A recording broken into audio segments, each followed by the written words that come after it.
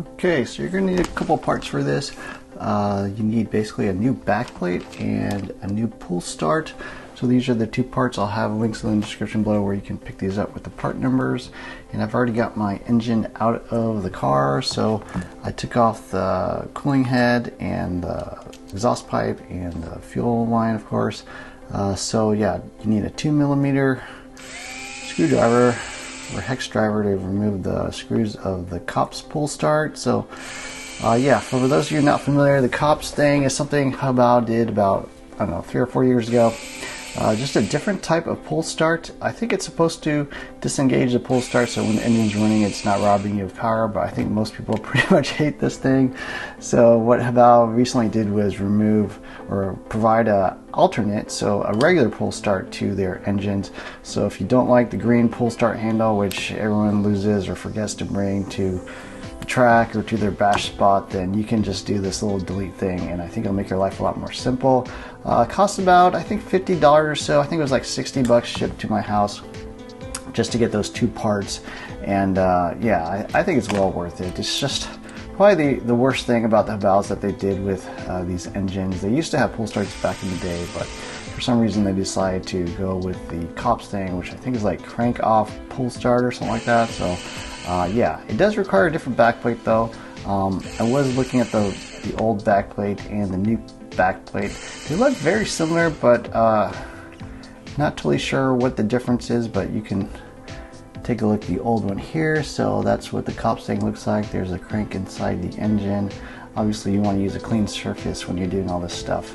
And then let's pull out the new one. It does come with some new screws. I think they're the same size as the old screws, so you don't have to use those, but I did. So here's what they look like. The inside looks very similar, although the pull start part actually looked a little bit thinner. I'm not really sure. And then the outside, you can see there's additional ring around the old one, and then the new one is a thinner piece without additional, I don't know if that's a bearing or what, but yeah, the old one is a little bit different than the new one. Maybe the old one works with the pull start, but the information I could find online says that you're actually supposed to change that with the new backplate. So that's what I did.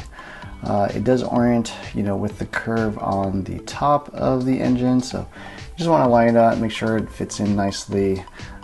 You know, it's not that difficult to press in, and then obviously just make sure the 4 holes line up, as you can see there.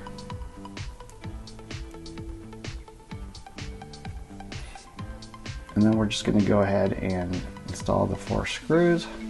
I always go with like a cross pattern or so, and I do recommend hand tightening it. Don't go with some crazy power tools or anything like that. You don't want to over tighten these things. They are just basic aluminum blocks, and the screws are steel, so it is possible to strip them. I didn't use any Loctite either. I don't think you need to or are supposed to. I believe the 4 screws should hold it securely, and you just put them in lightly in a cross pattern diagonally, one at a time. I don't seat them or completely tighten them down until the end. So there's the 3rd screw there. Grab the last one. I think they're like M3 by 6, I would guess, or 8, probably 8 cap head screws. You need a 2.5mm hex driver to install these. You just snug them, you know, tight, but not cranking them all the way down with like He-Man strength or anything like that.